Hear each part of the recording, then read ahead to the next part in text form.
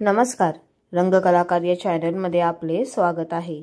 महाराष्ट्राची हास्य जत्रा हा लोकप्रिय कार्यक्रम आहे। या कार्यक्रमामुळे अनेक नवोदित कलाकारांना संधी मिळाली आणि त्यांनी इंडस्ट्रीत पदार्पण केलं।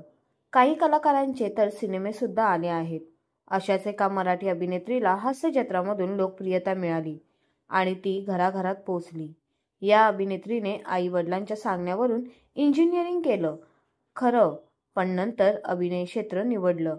चला तर मग जाणून घेऊया या अभिनेत्रीबद्दल। महाराष्ट्राची हास्य जत्रा फेम प्रियदर्शिनी इंदलकर हास्य जत्रेमुळे प्रसिद्धी झोतात आली। तिचा मोठा चाहता वर्गही आहे। अभिनेत्रीचा रुखवत हा सिनेमा नुकताच प्रेक्षकांच्या भेटीला आला। या सिनेमाच्या निमित्ताने अभिनेत्रीने एका चॅनलला मुलाखत दिली। या मुलाखतीमध्ये तिने तिच्या करिअर निवडबद्दल भाष्य केले आहे। प्रियदर्शनीला मुलाखतीमध्ये विचारण्यात आलं की इंजिनिअरिंग केल्यानंतर अभिनय क्षेत्रात येण्याचा जेव्हा तिने निर्णय घेतला त्यावर तिच्या घरातल्यांची प्रतिक्रिया काय होती।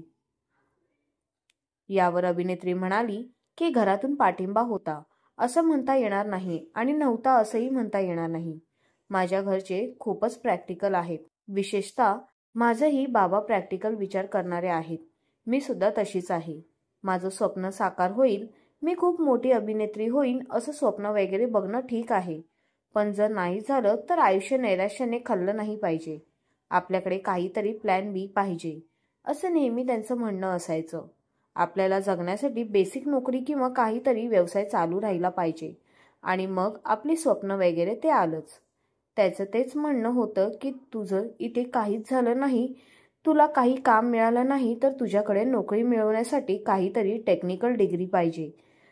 तर म्हणाले इंजिनिअरिंग कर, कारण ते व आई दोघेही इंजिनियर आहेत। या डिग्रीने कुठेतरी काहीतरी नोकरी मिळून जाईल म्हणून इंजिनिअरिंग केलं। डिग्री पूर्ण झाल्यानंतर मग मी त्यांना म्हटलं की आता मला हवं ते करू द्या। मग मी काम शोधणं सुरू केलं। या दरम्यान प्रियदर्शिनी इंदलकरचा रुखवत हा सिनेमा 27 डिसेंबर 2024 रोजी प्रदर्शित झाला असून या सिनेमामध्ये तिच्यासोबत संतोष जुवेकरची मुख्य भूमिका आहे। आपल्याला प्रियदर्शिनी इंदलकर विषयी जाणून कसे वाटले हे आम्हाला कमेंटद्वारे नक्कीच कळवा आणि अशाच नवनवीन व्हिडिओंसाठी आमच्या चॅनलला सबस्क्राईब करा आणि व्हिडिओंना लाईक करा। धन्यवाद।